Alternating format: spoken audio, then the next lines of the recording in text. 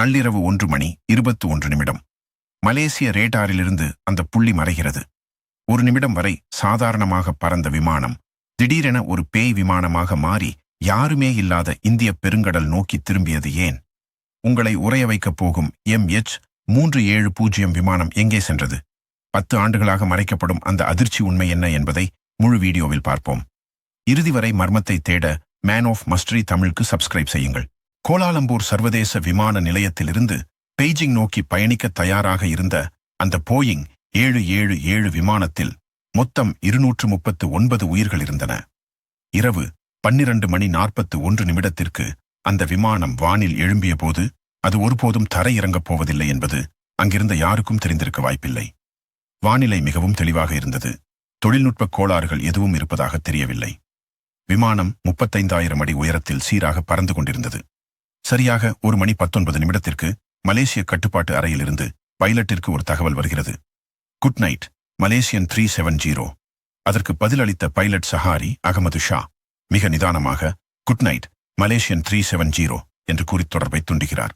இதுதான் அந்த விமானத்திலிருந்து உலகிற்கு கிடைத்த கடைசி வார்த்தை. அடுத்த 2 நிமிடங்களில், அதாவது 1:21 அந்த விமானத்தின் டிரான்ஸ்பாண்டர் எனப்படும் சிக்னல் கருவி அணைக்கப்படுகிறது. ஒரு விமானத்தின் டிரான்ஸ்பாண்டர் என்பது அந்த விமானம் எங்கே இருக்கிறது, என்ன வேகத்தில் செல்கிறது என்பதை தரைக்கட்டுப்பாட்டு அறைக்குச் சொல்லும் மிக முக்கியமான கருவி. அது அணைக்கப்பட்ட சில வினாடிகளில் மலேசிய ரேடாரிலிருந்து MH370 ஒரு புள்ளியாக மறைந்தது. ஆனால் வியப்பிற்குரிய விஷயம் என்னவென்றால், அந்த விமானம் அங்கேயே காணாமல் போய்விடவில்லை. இராணுவ ரேடார் தரவுகளின்படி அந்த விமானம் திடீரென இடதுபுறம் திரும்பி மலேசியாவின் எல்லையை தாண்டி அந்தமான் கடல் நோக்கி பயணிக்கத் தொடங்கியது. ஏன் ஒரு பைலட் தான் செல்ல வேண்டிய பாதையை விட்டுவிட்டு யாருமே இல்லாத ஆழ்கடல் நோக்கி விமானத்தை திருப்ப வேண்டும்? ஒருவேளை விமானம் கடத்தப்பட்டதா? அல்லது இது ஒரு தற்கொலை முயற்சியாக இருக்க முடியுமா? விமானம் ரேடாரிலிருந்து மறைந்த பிறகும் சுமார் 7 மணி நேரம் அது வானில் பறந்து கொண்டிருந்தது என்பது பின்னர் இன்மார்சாட் என்ற செயற்கைக்கோள் தரவுகள் மூலம் உறுதி செய்யப்பட்டது. ரேடாரில் தெரியாதவாறு மிக ரகசியமாக பறந்த அந்த விமானம் இந்திய பெருங்கடலின் தென்பகுதியை நோக்கிச் சென்றது ஏன் என்பதுதான் இன்று வரை தீர்க்க முடியாத மிகப்பெரிய மர்மமாக இருக்கிறது.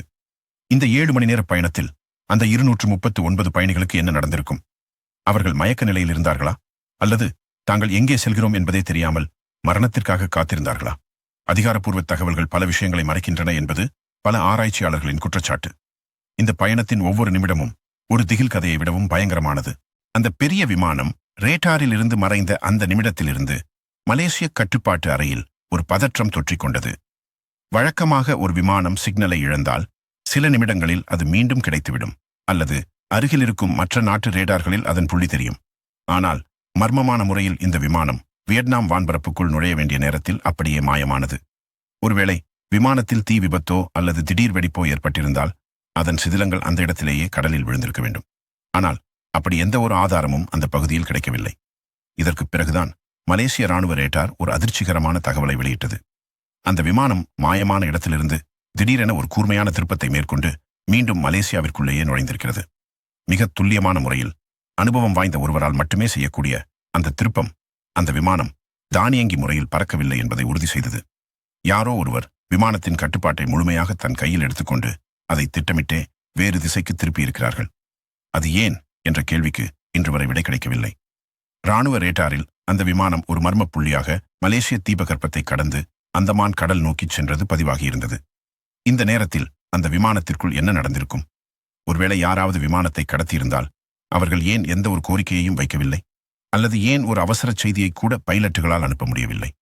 விமானத்தில் இருந்த அனைத்து தொடர்பு சாதனங்களும் யாரோ ஒருவரால் மேனுவலாக அணைக்கப்பட்டிருப்பது இதில் இருக்கும் மிகப்பெரிய சதித்திட்டத்தை காட்டுகிறது.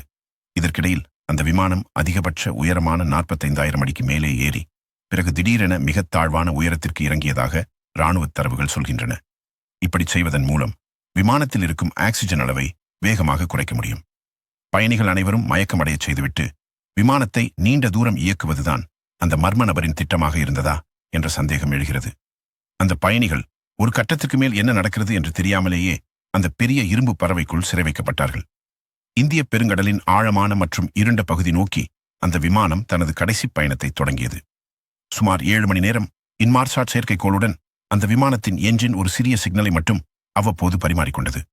இது அந்த விமானம் எங்கும் தரையிறங்கவில்லை என்பதையும் தொடர்ந்து பறந்து கொண்டே இருந்ததையும் உறுதி செய்தது. எரிபொருள் தீரும் வரை அந்த விமானம் ஏன் அவ்வளவு தூரம் பறக்க வேண்டும்? அது சென்ற பாதை ஒரு ஆள் அரவமற்ற எந்த ஒரு இராணுவ ரேட்டாரிலும் சிக்காத ஒரு பகுதியை நோக்கியே இருந்தது.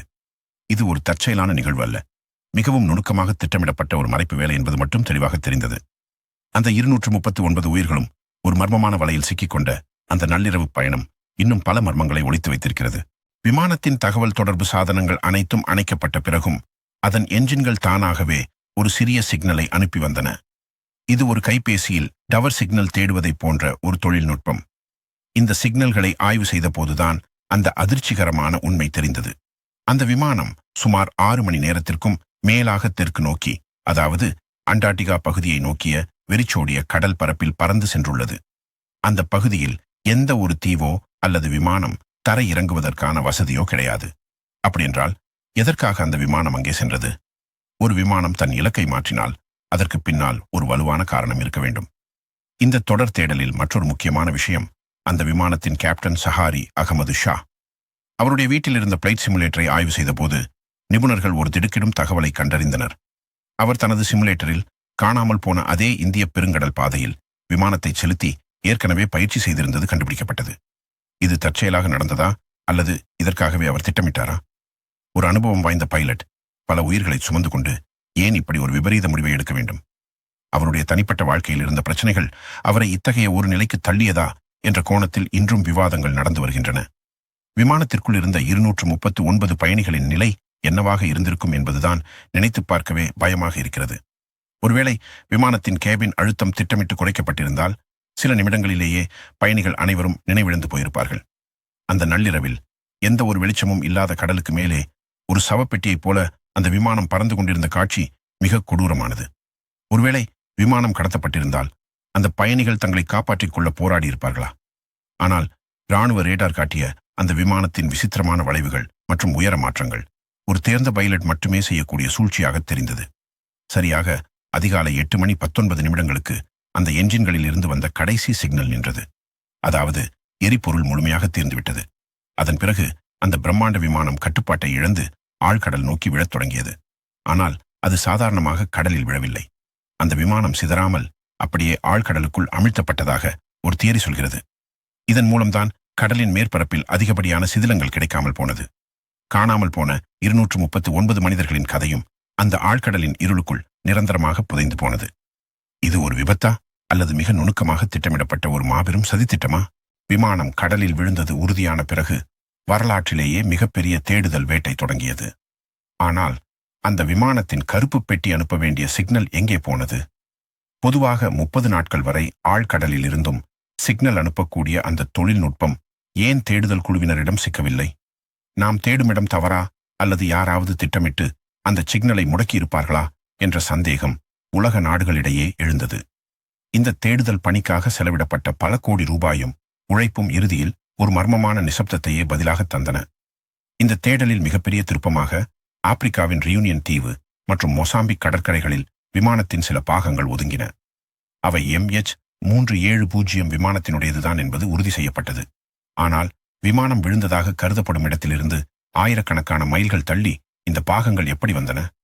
கடல் நீரோட்டம் மட்டும் இதற்கு காரணமா அல்லது தேடுதல் குழுவின் திசையை மாற்ற யாராவது திட்டமிட்டு இந்த பாகங்களை அங்கே போட்டார்களா என்ற புதிய சந்தேகம் கிளம்பியது. அந்த பாகங்களை ஆய்வு செய்த நிபுணர்கள் ஒரு அதிர்ச்சிகரமான உண்மையை கண்டறிந்தனர். அந்த இறக்கைகள் சிதைந்திருந்த விதத்தை பார்த்தால் விமானம் அதிவேகமாக வந்து மோதியதாக தெரியவில்லை. மாறாக அனுபவம் வாய்ந்த ஒரு பைலட் அந்த விமானத்தை மிக நிதானமாக கடலின் மேற்பரப்பில் தரையிறக்க முயற்சி செய்தது போல தெரிந்தது. இப்படி செய்வதன் மூலம் விமானம் உடைந்து சிதறாமல் அப்படியே முழுமையாக ஆழ்கடலுக்குள் மூழ்கியிருக்கலாம். அதனால்தான் கடலில் பெரிய அளவில் சிதிலங்களோ அல்லது எண்ணெய் கசிவோ கிடைக்கவில்லை. இது ஒரு தற்செயலான விபத்து அல்ல. ஒரு தேர்ந்த கொலையாளியின் கைவரிசையைப் போல விமானம் மறைக்கப்பட்டிருக்கிறது. ஒரு விமானத்தை இவ்வளவு கஷ்டப்பட்டு ஏன் மறைக்க வேண்டும்? அந்த விமானத்தில் இருந்த 2000 கிலோகிராம் எடையுள்ள மர்மமான சரக்குகளில் அப்படி என்னதான் இருந்தது? அது நவீன ஆயுதங்களா? அல்லது யாருக்கும் தெரியக்கூடாத உயிரி தொழில்நுட்பமா? அல்லது அதிலிருந்த சீன பொறியாளர்களை கடத்த நடந்த சதியா? ஒருவேளை அமெரிக்காவின் ரகசிய இராணுவ தளமான டியாகோ கார்சியா தீவு அருகே இந்த விமானம் சென்றதால் சுட்டு வீழ்த்தப்பட்டிருக்குமோ என்ற அச்சமும் நிலவுகிறது. அந்த 7 மணி நேர பயணத்தில் எந்த நாட்டு இராணுவமும் அதை ஏன் தடுத்து நிறுத்தவில்லை என்பதுதான் இன்றும் நீடிக்கும் மிகப்பெரிய அரசியல் மர்மம். இந்த மர்மத்தின் அடுத்த கட்டமாக பலரும் சந்தேகிக்கத் தொடங்கியது அமெரிக்காவின் ரகசிய இராணுவ தளமான டியாகோ கார்சியா தீவைத்தான். அந்த விமானம் மாயமான பாதையை வைத்து பார்க்கும்போது அது இந்த இராணுவ தளத்தை நோக்கிச் சென்றிருக்க வாய்ப்புள்ளதாக சில ஆராய்ச்சியாளர்கள் ஆதாரங்களுடன் சொல்கிறார்கள். ஒருவேளை MH370 அந்த ரகசிய தீவின் வான்பரப்புக்குள் நுழைந்ததால் பாதுகாப்பு காரணங்களுக்காக அங்கிருந்த இராணுவத்தால் அது சுட்டு வீழ்த்தப்பட்டிருக்குமா? அப்படி நடந்திருந்தால் அந்த உண்மையை மறைக்கவே இவ்வளவு பெரிய நாடகம் ஆடப்படுகிறதா என்ற கேள்வி உலக மக்களிடையே எழுந்தது. மறுபக்கம் விமானத்தில் இருந்த 239 பயணிகளின் அலைபேசிகள் விமானம் காணாமல் போன சில மணி நேரங்களுக்கு பிறகு அடித்ததாக சில உறவினர்கள் குற்றம் சாட்டினர். விமானம் கடலுக்குள் விழுந்திருந்தால் எப்படி அலைபேசிகள் வேலை செய்யும்? அப்படியென்றால் அந்த விமானம் கடலுக்குள் விழவில்லை, எங்கோ ஒரு ரகசிய தீவில் தர இறக்கப்பட்டதா? அங்கே அந்த பயணிகள் சிறை வைக்கப்பட்டிருக்கிறார்களா? இந்த தகவல் காட்டுத்தீயாக பரவியது. ஆனால் தொலைத்தொடர்பு நிறுவனங்கள் இது ஒரு தொழில்நுட்ப பிழை என்று கூறி இந்த விவாதத்திற்கு முற்றுப்புள்ளி வைக்க முயன்றன. விமானத்தில் இருந்த ஒரு பயணி ஒரு மர்மமான புகைப்படத்தை இணையத்தில் பதிவேற்றியதாக ஒரு செய்தி உலா வந்தது. அந்த புகைப்படம் ஒரு இருண்ட அறையில் எடுக்கப்பட்டது போலவும் அதன் GPS தரவுகள் டியாகோ கார்சியா தீவை காட்டுவதாகவும் சொல்லப்பட்டது. இது உண்மையாக இருக்கும் பட்சத்தில் அந்த விமானம் கடலில் விழவில்லை என்பது உறுதியாகிவிடும். ஆனால் அந்த புகைப்படம் போலியானது என்று அரசாங்க தரப்பில் மறுக்கப்பட்டது. எது உண்மை எது பொய் என்று தெரியாத அளவுக்கு தகவல்கள் மாற்றி மாற்றி தரப்பட்டன. இந்த மர்மங்களுக்கு நடுவே விமானத்தின் கேப்டன் சஹாரி அகமது ஷாவின் தனிப்பட்ட வாழ்க்கை மீண்டும் சோதனைக்கு உள்ளாக்கப்பட்டது. அவர் தனது குடும்பத்தை விட்டு பிரிந்திருந்ததாகவும் அந்த மன உளைச்சலில் இவ்வளவு பெரிய காரியத்தை செய்திருக்கலாம் என்றும் ஒரு தியரி சொல்லப்பட்டது. ஆனால் ஒரு தனி மனிதனால் ஒட்டுமொத்த உலகத்தின் ரேட்டார்களையும் ஏமாற்றிவிட்டு ஒரு பிரம்மாண்ட விமானத்தை இவ்வளவு தூரம் கொண்டு செல்ல முடியுமா என்பதுதான் இன்றும் புரியாத புதிர். இதற்கெல்லாம் பின்னால் ஏதோ ஒரு பெரிய சக்தி இயங்குகிறது என்பது மட்டும் நிதர்சனமான உண்மை. விமானத்தின் பாகங்கள் ஆப்பிரிக்க கடற்கரைகளில் கண்டெடுக்கப்பட்டாலும் அவை உண்மையில் அந்த விமானத்தினுடையது தானா என்ற சந்தேகம் இன்னும் பல ஆராய்ச்சியாளர்களுக்கு இருக்கிறது. ஏனெனில் கண்டுபிடிக்கப்பட்ட பாகங்களில் வரிசை எண்கள் அல்லது அடையாளக் குறிகள் தெளிவாக இல்லை என்று சொல்லப்படுகிறது. ஒருவேளை உலக நாடுகளின் கவனத்தை திசை திருப்ப வேறு ஒரு பழைய விமானத்தின் பாகங்களை யாராவது திட்டமிட்டு அங்கே போட்டிருக்க முடியுமா? இந்த சந்தேகம் வலுக்க காரணம் விமானம் விழுந்ததாக சொல்லப்படும் இடத்தில் ஒரு சிறு துரும்பை கூட தேடுதல் குழுவினரால் கண்டுபிடிக்க முடியவில்லை என்பதுதான். இந்த மர்மத்தில் ஒரு புதிய திருப்பமாக காற்றில் பரவும் வைரஸ் அல்லது உயிரி ஆயுதங்கள் பற்றிய பேச்சு எழுந்தது. அந்த விமானத்தில் இருந்த மர்மமான சரக்குகளில் ஏதோ ஒரு ஆபத்தான உயிரி பொருள் இருந்ததாகவும் அது விமானத்திற்குள் கசிந்ததால் பயணிகள் மற்றும் பைலட்டுகள் அனைவரும் சில நிமிடங்களிலேயே உயிரிழந்திருக்கலாம் என்றும் ஒரு தியரி சொல்கிறது. அப்படி நடந்திருந்தால் விமானம் ஆளில்லாத நிலையில் அதன் எரிபொருள் தீரும் வரை தானாகவே பறந்து சென்று கடலில் விழுந்திருக்கலாம். இது அந்த பயணிகளின் மரணத்தை இன்னும் கொடூரமானதாக மாற்றுகிறது. இன்னொரு பக்கம் மின்னணு போர்முறை எனப்படும் எலக்ட்ரானிக் வார்ஃபேர் பற்றிய விவாதங்கள் எழுந்தன. ஒரு விமானத்தை ரேடாரிலிருந்து முழுமையாக மறைக்கக்கூடிய தொழில்நுட்பம் சில வல்லரசு நாடுகளிடம் மட்டுமே உள்ளது. அந்த தொழில்நுட்பத்தை பயன்படுத்தி MH370 விமானம் ஒரு நிழல் விமானமாக மாற்றப்பட்டதா? அதாவது ரேடாரில் ஒரு விமானத்திற்கு பின்னால் மற்றொரு விமானம் மிக நெருக்கமாக பறந்தால் ரேடார் திரையில் ஒரு புள்ளி மட்டுமே தெரியும். இந்த யுக்தியை பயன்படுத்தி அந்த விமானம் கடத்தப்பட்டிருக்க வாய்ப்பு இருப்பதாக சில நிபுணர்கள் நம்புகிறார்கள். இந்த தேடுதல் வேட்டை பல ஆண்டுகள் நீடித்தும் ஒரு சிறிய முன்னேற்றம் கூட இல்லாததால் மலேசிய அரசாங்கம் அதிகாரப்பூர்வமாக தேடுதலை நிறுத்தியது. ஆனால் காணாமல் போனவர்களின் குடும்பத்தினர் இன்றும் நீதிக்காக போராடி வருகிறார்கள். எங்கள் உறவினர்கள் எங்கே என்ற அவர்களின் கேள்விக்கு யாரிடமும் பதில் இல்லை. அந்த 239 உயிர்களும் வெறும் புள்ளி விவரங்களாக மாற்றப்பட்டுவிட்டன. ஆனால் உண்மையான மர்மம் அந்த ஆழ்கடலின் இருளில் இன்னும் உறங்கிக் கொண்டுதான் இருக்கிறது. அந்த மர்மத்தை உடைக்கப் போகும் அந்த ஒரு ஆதாரம் எப்போது கிடைக்கும்? தேடுதல் வேட்டை அதிகாரப்பூர்வமாக நிறுத்தப்பட்டாலும் தனியார் நிறுவனங்கள் பல இந்த மர்மத்தை விடுவிக்க முன்வந்தன. அதில் மிகவும் முக்கியமானது ஓஷன் இன்ஃபினிட்டி என்ற நிறுவனம். அதிநவீன ரோபோடிக் கருவிகளை பயன்படுத்தி கடலின் ஆழமான பகுதிகளில் அவர்கள் தேடுதல் நடத்தினார்கள். மனிதர்களால் செல்ல முடியாத அதிக அழுத்தம் கொண்ட கடல் பகுதிகளில் இந்த ரோபோக்கள் சல்லடை போட்டு தேடின. ஆனால் பல மாதங்கள் நடந்த இந்த தேடுதலிலும் ஒரு சிறிய உடைந்த பாகம் கூட கிடைக்கவில்லை. இது அந்த விமானம் உண்மையில் இந்திய பெருங்கடலில் தான் விழுந்ததா என்ற அடிப்படை கேள்வியையே மீண்டும் எழுப்பியது. இதற்கிடையில் இந்த விமானம் வடக்கு நோக்கி பயணம் செய்திருக்கலாம் என்ற ஒரு புதிய தியரி உருவானது. அதாவது மலேசியாவிலிருந்து மாயமான அந்த விமானம் கஜகஸ்தான் அல்லது துர்க்மெனிஸ்தான் போன்ற நாடுகளின் மலைப்பகுதிகளுக்கு கடத்தப்பட்டிருக்கலாம் என்று சில ஆய்வாளர்கள் நம்புகிறார்கள். அந்த நாடுகள் அனைத்தும் ரகசியமான நிலப்பரப்புகளை கொண்டவை. அங்கே ஒரு விமானத்தை தரையிறக்கி மறைத்து வைப்பது சுலபம். ஆனால் அப்படி ஒரு பெரிய விமானம் இத்தனை நாடுகளின் ரேடார்களில் சிக்காமல் எப்படி சென்றிருக்க முடியும்? இது ஒரு மிகப்பெரிய லாஜிக் மீறலாக பார்க்கப்படுகிறது. இந்த மர்மத்தின் மற்றொரு இருண்ட பக்கம் அந்த விமானத்தில் இருந்த 20 சீன பொறியாளர்கள். இவர்கள் அனைவரும் ஒரு குறிப்பிட்ட குறைக்கடத்தி செமிகண்டக்டர் நிறுவனத்தில் பணியாற்றியவர்கள். அந்த தொழில்நுட்பத்தின் காப்புரிமை தொடர்பான விவகாரத்தில் இவர்களை கடத்த ஒரு வல்லரசு நாடு திட்டமிட்டதாக ஒரு அதிர்ச்சிகரமான செய்தி நிலவுகிறது. அந்த பொறியாளர்கள் உயிருடன் இருந்தால் அவர்கள் மூலம் ஒரு நாட்டின் பாதுகாப்பு தொழில்நுட்பத்தையே மாற்றியமைக்க முடியும். இதற்காக ஒரு முழு விமானத்தையும் அதிலிருந்த 239 பயணிகளையும் பலி கொடுக்க யாராவது துணிவார்களா? காலம் செல்ல செல்ல MH370 ஒரு வெறும் விமான விபத்து என்பதை தாண்டி ஒரு சர்வதேச சதிவலையாக பார்க்கப்படுகிறது. ஒவ்வொரு முறையும் ஒரு புதிய ஆதாரம் கிடைக்கும்போது அதை மழுப்பலாக மாற்றும் வகையில் மற்றொரு தகவல் திட்டமிட்டு வெளியிடப்படுகிறது. உண்மையை சொல்ல வேண்டியவர்கள் மௌனமாக இருப்பதும், மௌனமாக இருக்க வேண்டியவர்கள் பொய்யான தகவல்களை பரப்புவதும் இந்த மர்மத்தை இன்னும் சிக்கலாக்குகிறது. அந்த 239 மனிதர்களும் எங்கே போனார்கள் என்ற உண்மை ஒருவேளை என்றாவது ஒரு நாள் வெளிவரலாம். அல்லது அந்த ஆழ்கடலோடு நிரந்தர ரகசியமாகவே புதைந்து போகலாம். இந்த தொடர் தேடலில் அடுத்த ஒரு அதிரடி திருப்பமாக ரிச்சர்ட் காட்ஃப்ரே என்ற பிரிட்டிஷ் விண்வெளி பொறியாளர் ஒரு புதிய ஆய்வை வெளியிட்டார். வீக் சிக்னல் புரோபகேஷன் ரிப்போர்ட் எனப்படும் ரேடியோ அலைவரிசை தரவுகளை பயன்படுத்தி அந்த விமானம் கடலில் விழுந்த துல்லியமான இடத்தை தான் கண்டுபிடித்து விட்டதாக அவர் அறிவித்தார். அவர் காட்டிய அந்த இடம் ஏற்கனவே தேடப்பட்ட இடத்திற்கு மிக அருகில் இருந்தாலும் கடலுக்கு அடியில் இருக்கும் ஒரு ஆழமான பள்ளத்தாக்கை குறித்தது. சுமார் 4000 மீட்டர் ஆழத்தில் கரடுமுரடான மலைகள் நிறைந்த அந்த பகுதியில் விமானம் விழுந்திருந்தால் அதை சாதாரண கருவிகளால் கண்டுபிடிப்பது சாத்தியமே இல்லை. ஆனால் இந்த தகவல் வெளியான சில நாட்களிலேயே மற்றொரு மர்மம் கிளம்பியது. விமானம் காணாமல் போன அந்த பகுதியில் அந்த நேரத்தில் ஒரு விசித்திரமான ஒலி அலை கடலுக்கடியில் பதிவாகியிருந்தது கண்டுபிடிக்கப்பட்டது. அது ஒரு பெரிய பொருள் கடலில் விழுந்ததால் ஏற்பட்ட ஒலியா அல்லது கடலுக்கடியில் நடந்த ஏதேனும் எரிமலை வெடிப்பா? இது குறித்த ஆராய்ச்சிகள் நடந்தபோது அந்த ஒலி ஒரு சிறிய வெடிப்புச் சத்தத்தைப் போல் இருந்ததாக சொல்லப்பட்டது. அப்படியென்றால் விமானம் கடலில் விழுவதற்கு முன்பே வானிலேயே ஏதோ ஒரு விபத்தை சந்தித்ததா? இது மீண்டும் சுட்டு வீழ்த்தப்பட்ட தியரிக்கே உயிர் கொடுத்தது. அதே நேரத்தில் விமானத்தின் காக்பிட்டில் இருந்த பைலட்டுகளின் குரல் பதிவுகளை மீண்டும் ஒரு முறை ஆய்வு செய்த நிபுணர்கள் அதில் ஒரு விசித்திரமான இரைச்சலை கவனித்தனர். அந்த கடைசி குட் நைட் சிக்னலுக்கு பிறகு பின்னணியில் ஒரு மெல்லிய கதவு திறக்கும் சத்தம் கேட்பதாக சிலர் வாதிடுகிறார்கள். யாரோ ஒருவர் அதிகாரமில்லாமல் காக்பிட்டிற்குள் நுழைந்தாரா? விமானம் கடத்தப்பட்டிருந்தால் அந்த மர்ம நபர் யாராக இருந்திருப்பார்? விமானத்தில் இருந்த பயணிகளின் பின்னணியை சோதித்த போது இருவர் திருடப்பட்ட பாஸ்போர்ட்களை பயன்படுத்தி பயணம் செய்தது ஏற்கனவே தெரிந்த ஒன்று. அவர்கள் வெறும் அகதிகளா அல்லது தீவிரவாத அமைப்பைச் சேர்ந்தவர்களா என்ற கேள்வி மீண்டும் பூதாகரமாக வெடித்தது. உலகம் முழுவதும் உள்ள மக்கள் இந்த மர்மத்தின் முடிவை எதிர்பார்த்து காத்திருந்த போது காலப்போக்கில் தேடுதல் பணிகள் மந்தமடைந்தன.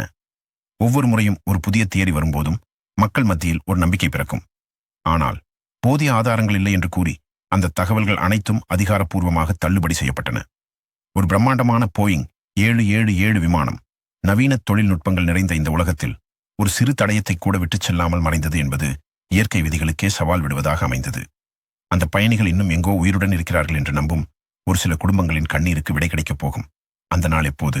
விமானம் காணாமல் போய் பல ஆண்டுகள் கடந்த நிலையில் ஒரு புதிய அதிர்ச்சி தகவல் வெளியானது. MH370 விமானம் மறைந்த அதே நேரத்தில் மலேசிய கடல் பகுதியில் மற்றுமொரு மர்மமான சிக்னல் பதிவாகியிருந்தது. அந்த சிக்னல் எந்த ஒரு நாட்டு இராணுவ ரேடாரிலும் முறையாக பதியப்படவில்லை. சில ஆய்வாளர்கள் இது ஒரு ஸ்டீல்த் ரக போர் விமானமாக இருக்கலாம் என்று சந்தேகித்தனர். ஒருவேளை அந்த போர் விமானம் MH370 I-1 குறிப்பிட்ட திசைக்கு கடத்திச் சென்றதா? அல்லது ரேடார் ஸ்கிரீனில் இருந்து அதை மறைக்க ஏதேனும் நவீன மின்னணு தாக்குதல் நடத்தப்பட்டதா? இத்தகைய கேள்விகள் விடை தெரியாமல் இன்றும் காற்றில் மிதக்கின்றன. இன்னொரு பக்கம் அந்த விமானத்தில் இருந்த ஆவணங்கள் மற்றும் தரவுகள் அடங்கிய ஹார்ட் டிரைவ்கள் பற்றிய மர்மம் கிளம்பியது. அந்த விமானத்தில் பயணம் செய்த சில உயர்மட்ட பொறியாளர்கள் மிக முக்கியமான டிஜிட்டல் ரகசியங்களை சுமந்து சென்றதாக சொல்லப்பட்டது. அந்த தரவுகள் சில நாடுகளின் பாதுகாப்பையே அச்சுறுத்தும் வல்லமை கொண்டவை. இதற்காகத்தான் அந்த விமானம் திட்டமிட்டு திசை திருப்பப்பட்டதா? ஒருவேளை விமானம் கடலில் விழவே இல்லை, அது ஒரு ரகசிய இராணுவ தளத்தில் பாதுகாப்பாக தரையிறக்கப்பட்டு அதிலிருந்த தரவுகள் திருடப்பட்ட பிறகு அந்த விமானம் அழிக்கப்பட்டிருக்குமா? இதுபோன்ற கற்பனைக்கு எட்டாத கதைகள் உண்மையாக இருக்கவும் வாய்ப்புள்ளது. இந்த மர்மத்தின் உச்சகட்டமாக விண்வெளி ஆராய்ச்சியாளர்கள் சிலர் ஒரு விசித்திரமான தியரியை முன்வைத்தனர். அதாவது அந்த விமானம் ஒரு டைம் ஸ்லிப் அல்லது காலமாற்றத்தில் சிக்கியிருக்கலாம் என்பதுதான் அது.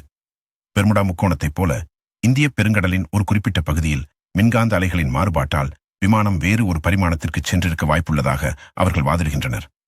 இது அறிவியல் பூர்வமாக நிரூபிக்கப்படாவிட்டாலும் ஒரு சிறு துரும்பு கூட கிடைக்காத இந்த விசித்திரமான சூழலில் மக்கள் எதையும் நம்பத் தயாராக இருந்தார்கள். ஆனால் உண்மை என்பது எப்போதும் எளிமையானதாகவே இருக்கும் என்பார்கள். ஒருவேளை விமானத்தின் கேபினில் ஏற்பட்ட ஒரு சிறிய தீ விபத்து அங்கிருந்த நச்சுப்புகையினால் அனைவரையும் மயக்கமடையச் செய்திருக்கலாம். அதன் பிறகு அந்த விமானம் ஒரு பேய் விமானமாக திசை தெரியாமல் பறந்து இறுதியில் கடலின் ஆழமான பள்ளத்தாக்கில் விழுந்திருக்கலாம்.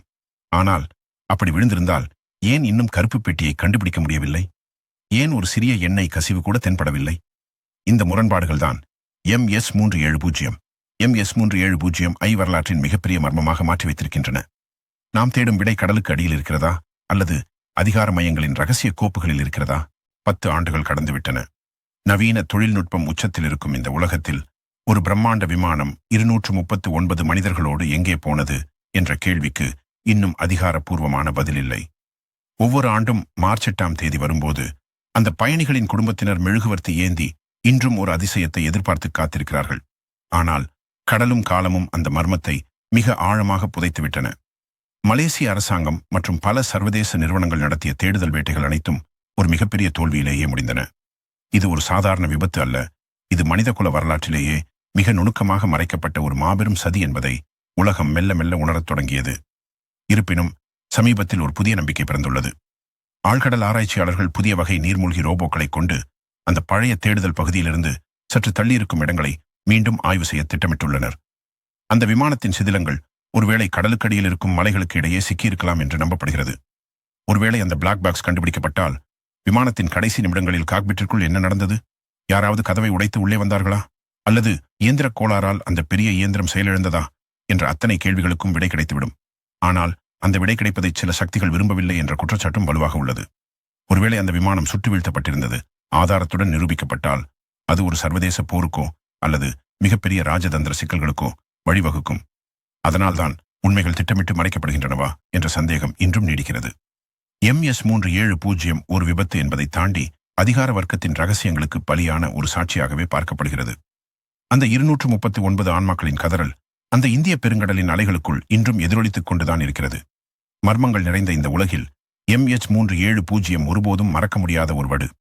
அது நமக்கு சொல்லும் பாடம் ஒன்றே ஒன்றுதான். நாம் எவ்வளவுதான் முன்னேறினாலும் இயற்கையின் மர்மங்களுக்கும் அல்லது மனிதனின் வஞ்சகத் திட்டங்களுக்கும் முன்னால் நாம் இன்னும் பலவீனமானவர்களே. அந்த விமானம் எங்கே போனது? பயணிகள் என்ன ஆனார்கள்? இந்த ரகசியம் என்றாவது ஒரு நாள் உடைக்கப்படலாம், அல்லது பூமி அழியும் வரை விடை தெரியாத ஒரு மர்ம பக்கமாகவே நீடிக்கலாம். அமேசானின் நீல ஒளியைப் போல இந்த MS-370 விமானமும் நம் காலத்தின் மிகப்பெரிய தீர்க்கப்படாத புதிராகவே வரலாற்றில் நிலைத்து நிற்கும். 10 ஆண்டுகள் கடந்தும் MS-370 இன்றும் ஒரு தீர்க்கப்படாத புதிர்தான். அந்த 239 உயிர்கள் கடலில் புதைந்ததா, அல்லது எங்காவது ரகசியமாக சிறை வைக்கப்பட்டிருக்கிறதா? உண்மை வெளிவரும் வரை இந்த மர்மம் தொடரும். இந்த விமானம் திட்டமிட்டு மறைக்கப்பட்டதாக நீங்கள் நினைக்கிறீர்களா? உங்கள் பதிலை கமெண்ட்ல சொல்லுங்க. இந்த வீடியோ பிடிச்சிருந்தா லைக் பண்ணிட்டு இது போன்ற பல அதிரடி மர்மங்களுக்கு மேன் ஆஃப் மிஸ்ட்ரி தமிழுக்கு இப்போவே சப்ஸ்கிரைப் பண்ணுங்க.